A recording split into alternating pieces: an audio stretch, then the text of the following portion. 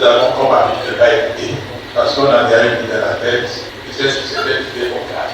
Je suis sûr que sur 100 millions, 99 ont pensé que, par ces propos, le président de la République a dit que les gens ont laissé des contrats de 1200 millions. Or, ce n'est pas le cas.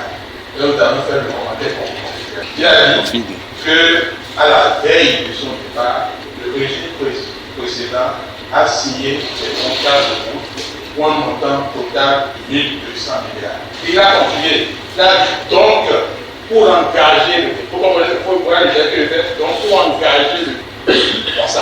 ça veut dire quoi?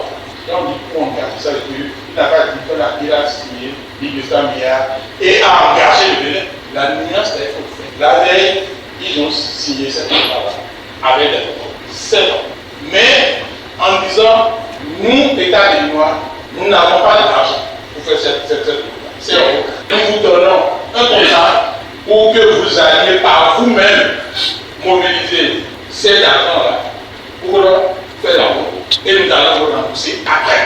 Donc, c'est des contrats qui sont des contrats qu'on appelle des contrats à préfinancement direct par la route. Maintenant, qu'est-ce qui s'est passé pour que ces contrats ne soient pas engagés avant que le régime change? Les contrats sont signés. Mais pour permettre aux entreprises d'avoir la confiance des banques, il y a un document important que l'État doit leur remettre. Ce document important, on l'appelle garantie souveraine de substitution.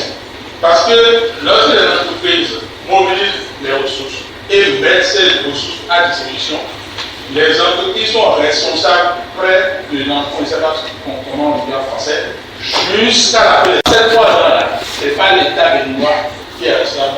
C'est vous-même qui êtes responsable de votre tête. Mais l'État vous a remis une garantie de substitution pour dire que dès que vous finissez les travaux et que moi je les réceptionne, je deviens responsable du prêt et je ne commande pas en plus. Mais le ministre des Finances de l'époque, Komi Kouché, il est encore vivant, il n'a pas voulu remettre cette garantie souveraine parce que peut-être il n'est pas d'accord avec ça. Donc il a fait ce que nous appelons du dilatoire pour ne pas faire.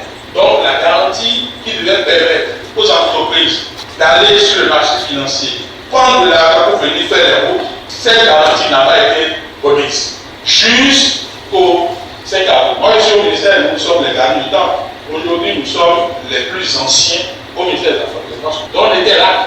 Nous avons vu quelle est la pression qu'on faisait sur celui qui a fumé. Personne, il était introuvable parce qu'il n'a pas voulu le faire. Donc, 5 avril, ils ont couru, et 0 million. Le cadre est venu et on est tombé dans 6 avril sans que la garantie ne soit remise aux entreprises pour qu'elles aillent chercher. Donc, quand le nouveau régime est arrivé, le premier dossier qui est tombé sur la table de ce régime-là, c'est de remettre cette garantie souveraine pour permettre à ces entreprises-là d'aller chercher ce financement. C'est comme ça qu'ils ont dit non. Ils ne veulent pas engager le pays dans ça. 1200 milliards pour faire un peu de l'argent. Donc, je pense qu'en quittant ici, il faut réécouter attentivement le chef de l'État pour savoir si effectivement il a dit qu'on a signé des contrats et qu'on a bien engagé pour engager. Donc, c'est cela la situation. Je pense que j'en ai dit assez. Il y a parlé de 1200 milliards. Je suis quelqu'un qui, dans le temps d'en face, qui en avait. Moi, je suis prêt à un débat contradictoire, mais avec quelques sachants.